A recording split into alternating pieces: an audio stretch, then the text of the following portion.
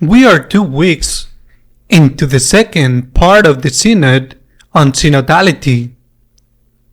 It is the second part because last year, throughout the month of October, the first part of this Synod was held. And what can be said about what is happening in the Synod is practically nothing.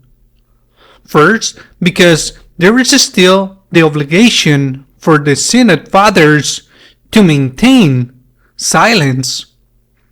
They cannot speak. Well, fathers and mothers of the Synod, since there are also women, but mainly because, aside from the fact that they must keep silent, the topics that might be a bit more controversial have been, by the Pope's decision, excluded from the Synod's debate. The Pope had already done this at the end of the previous Synod. He has tasked commissions to study those topics which, I repeat, might be controversial, such as change in the morality or the issue of the female priesthood. Well, they will study it and present their conclusions to him with a deadline set for the next summer. Therefore, what will be more noteworthy, more newsworthy, more controversial, or possible more important has been excluded from the Synod. In any case, this makes the Synod really very quiet. But the Pope has taken up himself the burden of making the decision when those commissions present their findings, their results.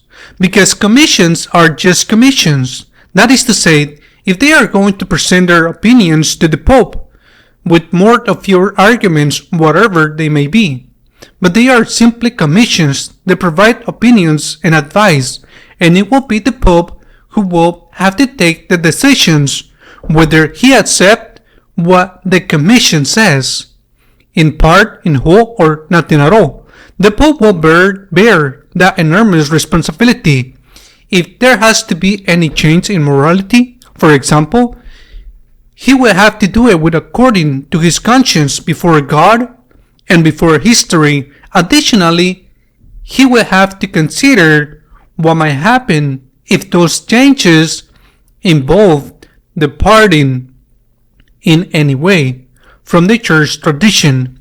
I believe that what happened after Fiducia Supplicans, not only with the African bishops, is an example that there is a significant part of the church that is willing to show its death. Second topic of this week, there has been the appointment of new cardinals. The cardinals have, that is, they will begin to be cardinals when the next December 8th, the Pope bestows that honor, that great responsibility upon them. But they have already been appointed. We already know who have, and they are. Talking with a friend of mine this week, he told me that every time that the Pope appointed cardinals, it gave him depression. Certainly, there are at least 2, and possibly more, who before being appointed cardinals have expressed their opinions on certain controversial points. For example, of the acceptance of homosexual relationships. They have stated that they believe this relationship should be accepted and permitted by the church, at least 2, and possibly more. Speaking with this friend of mine, I reminded him that when a tree falls in a forest, it makes more noise than 100 trees that are quietly growing at the same time. In other words, 2 or maybe a few more very liberal cardinals. How many are there who are not liberal? I am speaking about this group of cardinals who have just been appointed, because I know several who are certainly not liberal, and above all, beyond any human calculation. Should we not have faith? We cannot approach things only thinking in terms of calculation, as if it were a political party that needs to gain votes, compromise, and convince. We must believe that the Holy Spirit guides the Church. Pope Benedict XVI once said that when it comes to choosing popes, those making the choice do not always let themselves be guided by the Holy Spirit, because we are free human beings. He used the example of Pope John XII of the 10th century, known as the adulterous Pope, the sinful Pope. In fact, he died after being thrown out of the window by a jealous husband who found the Pope in the bed with his wife. Pope Benedict XVI asked, did the Holy Spirit intervene in the elections of the Pope John XII? Well, no, but God writes straight with the crooked lines.